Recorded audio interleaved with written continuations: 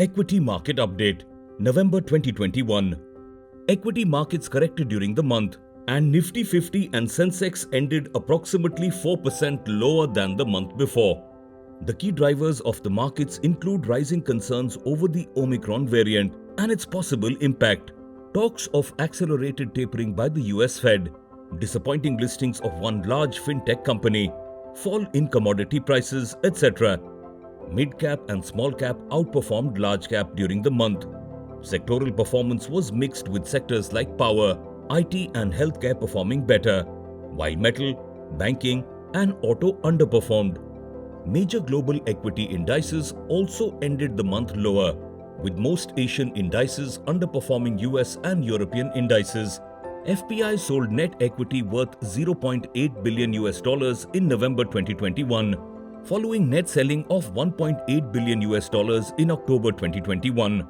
Notably, FPI sold $4.5 billion in the secondary market, but bought $3.7 billion in the primary market through IPOs.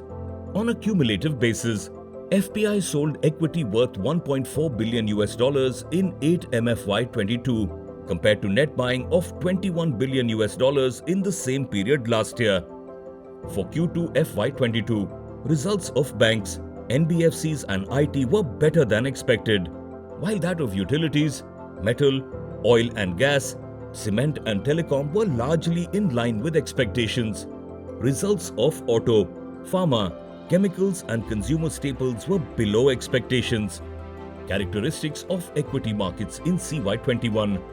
Broad-based equity rally in CY21, as opposed to the movement in Nifty 50 between 2018 to 2020, where the bulk of the returns were contributed by top 5 stocks.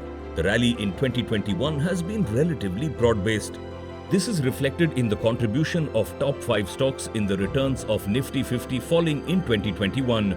Further, the broader market has outperformed during the past 1 year, as small cap and mid cap stocks registered higher gains than large caps. Rising retail participation.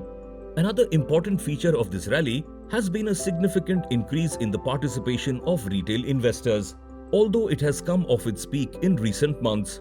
Further, the intra-settlement trading as a percentage of cash volumes has also risen sharply and is now near all-time highs. In the past, heightened non-institutional activity has been followed by moderate market returns, narrowing pockets of undervaluation. While valuation in select pockets still remains below long-term averages, the gap has reduced considerably in recent times. Outlook. As on 30th November 2021, the Nifty 50 was trading near 20.2x FY23E price to earning ratio. While the price to earnings multiple is relatively high compared to historical average, it can be considered reasonable in view of the low interest rate environment and healthy corporate earnings outlook.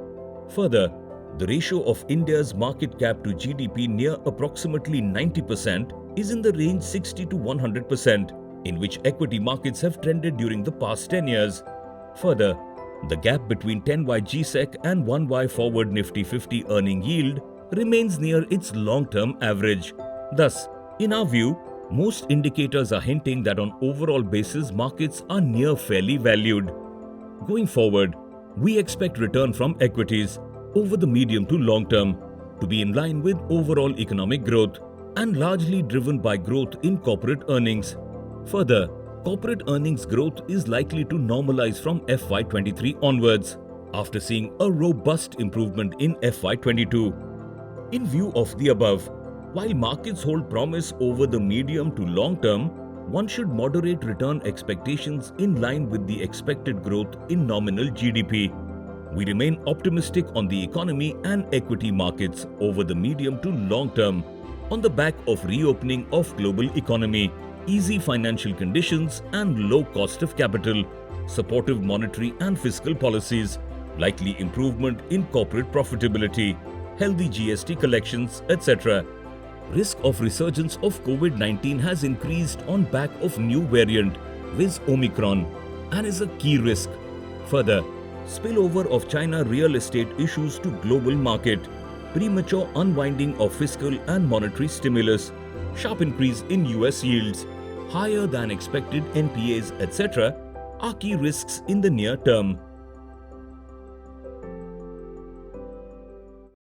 Mutual fund investments are subject to market risks. Read all scheme-related documents carefully.